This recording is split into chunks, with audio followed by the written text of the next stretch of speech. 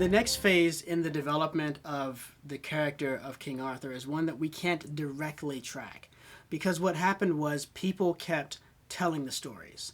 They told the story over and over again of the great hero who won us this battle, the great hero who united all of the clans, the great hero who made us strong and enabled us to fight off the foreign invaders. And over time, those stories began to grow. I want to be clear, they didn't grow because oral transmission is an unreliable form of communication and therefore it's inevitable that mistakes would creep in. No, that's only a society that has lost oral transmission thinks that. We'll do another conversation about that some other time. No, they grew because there was a magnifying of this person. There was an intentional desire to blow him up and make him the greatest possible hero, because in his person is concentrated all the hopes of the British nation, all the hopes of the British peoples, right? All the various nations that made up the British peoples.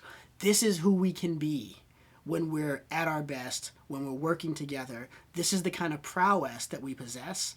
And if we do that, nobody can stop us.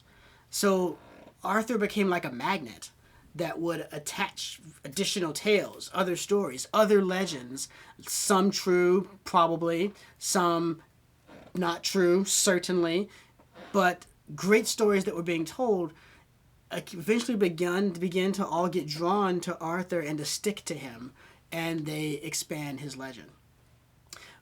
This is all happening in oral histories and in oral storytelling, in oral song, and the barbs are going around telling stories about Arthur and all these various things he's done and whatnot, and none of that's written down for us. We don't have it.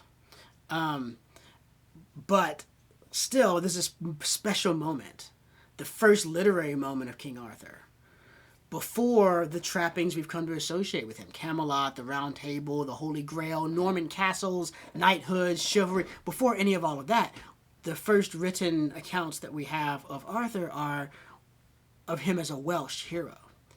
And they're given to us in a Welsh tradition. So what are those like? Well, these earliest tales treat him as a war leader, not as a king. So that idea of kingship, they weren't really doing kings that much in Britain at the time. It's just, the chief, right? So he was one of these. And this continued to develop in this oral tradition. Now, we don't have the oral tradition, but what we do have is a witness to the oral tradition. We have a text that is from much later, from centuries later, that is trying to capture the oral tradition and pass on some of those stories. It's not trying to capture it in the kind of scientific way that you would get from, for example, William Butler Yeats, who went around collecting Irish folk tales and fairy tales and writing them all down in a book. And it's a great book. And it's a great record of what the status of those tales were at the time that he did the collecting. They weren't making a historical record like that.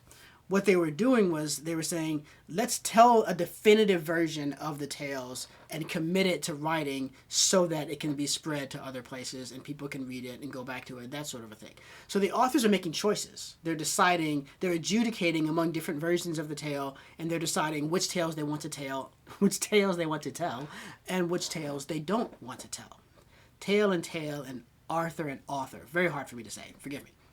So this all gets combined into this text that we call the Mabinogion, which comes from either the 12th or the 13th century. So just think we're 700 to 800 years after King Arthur, and we're really 3 or 4 centuries after the period of the development of the oral history of Arthur that we're interested in. This book was written in Middle Welsh, and it's understood to be compiling earlier material, but we don't have the earlier material except as it's in the Mabinogion, so we can't assess how much of the material it's working with was already written, and we can't assess the choices that it makes. Now, in this collection, there are 5 tales that deal with Arthur, but 3 of these tales are actually Welsh adaptations of later French romances, and so they don't count, because they aren't witness to the Welsh tradition. They are Welshifications, if you will, of a French tradition that came centuries after that Welsh tradition that we're asking about. Of the 2 that remain, one of them, which is called The Dream of Rhonabwy, is probably a 13th century literary reimagining. So as it was probably new to the Mabinogion, and as they were looking back on the story, they're thinking, okay, here's an account with kind of self-consciously looking back through the centuries at this ancient hero, Arthur. So it's also not a witness to these early oral tradition. That leaves just one tale, a tale called Culhwch and Olwen, which was written down between 1050 and 1120, and likely preserves material that dates from at least the 8th century, if not even earlier. So it's written down, call it half a millennium after Arthur, but it's preserving material from 2 to 3 centuries after Arthur. So that's exactly the sweet spot. That's what we wish we could see more of, is what happened in those couple centuries after the death of Arthur or whoever he's based upon, and before the first things we see written about Arthur. This one tale is our best access to that. That tale isn't directly about Arthur. It just makes Arthur's court a backdrop. And he does have this court, not in the sense of Camelot like we think of, where it's a very highly developed feudal court with all these sorts of things, but more like a gathering of war leaders. Think of Hrothgar's and Heorot in Beowulf. You've got all of these men and fighters and leaders of men who gather around the one over leader who directs them all and pays them all and assures their safety and points them into battle. That's the kind of court that Arthur has in this tale. He's a great war leader surrounded by hundreds of men of mythic abilities. Hundreds, you guys. I'm serious. This text goes on to list by name and talent something between 150 and 200 knights around Arthur. It is it's actually, frankly, quite tedious to read through, because it's just list out, the guy after the guy, this guy who had this ability to do this, and this guy who could do this, for pages. But here are some of the names and talents that get listed as in the service of King Arthur. There was Kay, who would, of course, turn into Kay the Seneschal, one of the more important figures of Arthur's court, who could go 9 days and nights without sleeping or breathing. There's Gwalchmai, which is the source of Gawain. It's the Welsh version of Gawain, who grows stronger as the sun rises, and so his strength is at its greatest at noon. There's Mabon ap Modron, who has supernatural speed. There's Gwyn ap Nuth, who's a ruler of the otherworld, and in his capacity as one of the rulers of otherworld, the spiritual realm, he keeps demons from breaking through and destroying the world. That guy serves King Arthur. There's a linguist who can speak the languages of all creatures. There are giants, shapeshifters, men endowed with power over the elements. So the picture that emerges is that Arthur is the center of a gathering of men who are more like gods and demigods than knights.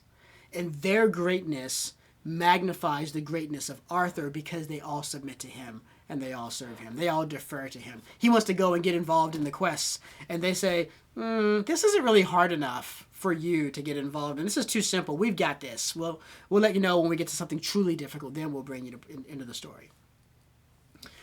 Now, besides the Mabinogion, there are other tales and mentions of Arthur. A lot of times it's just in passing. You'll be talking, so-and-so was king of such and such. He was no Arthur, right? And so Arthur becomes this standard against which this king is measured. Sometimes you do get a whole story, but none of them is particularly long. For example, one of the more striking of them is called The Spoils of Anun, and that makes mention, like very briefly, of a great battle Arthur fought in the otherworld. It's very indirect. Anun is the Welsh otherworld. And that poem is only 60 couplets long. It's very short. You can read it in 10 minutes. Right. So there's not a lot more material to dig into here. The result of all this is the Welsh don't leave us a systematic Arthur. They don't leave us even a picture of how the story developed. They bring us into the story in medias res. Arthur is already a known name of legend, a figure against whom others can be measured. So these Welsh stories, what they do, what is helpful about them, is that they're a witness to the fact that the hero of the last days of independent British rule has become a folk hero. They witness to that fact without giving us access to the process by which it happened. That process would be cool. We'd love to see it. Every Arthurian scholar would be chomping at the bit to see, what were those stories like? What was the progress? How can we watch him grow and develop into the figure we know? We don't have that. But we do know that tales were being told over and over again, and the story was growing, And out of that comes this figure who is then going to be handed to the French courts of the 12th century, and they are going to craft him into the Arthur that we actually know and recognize.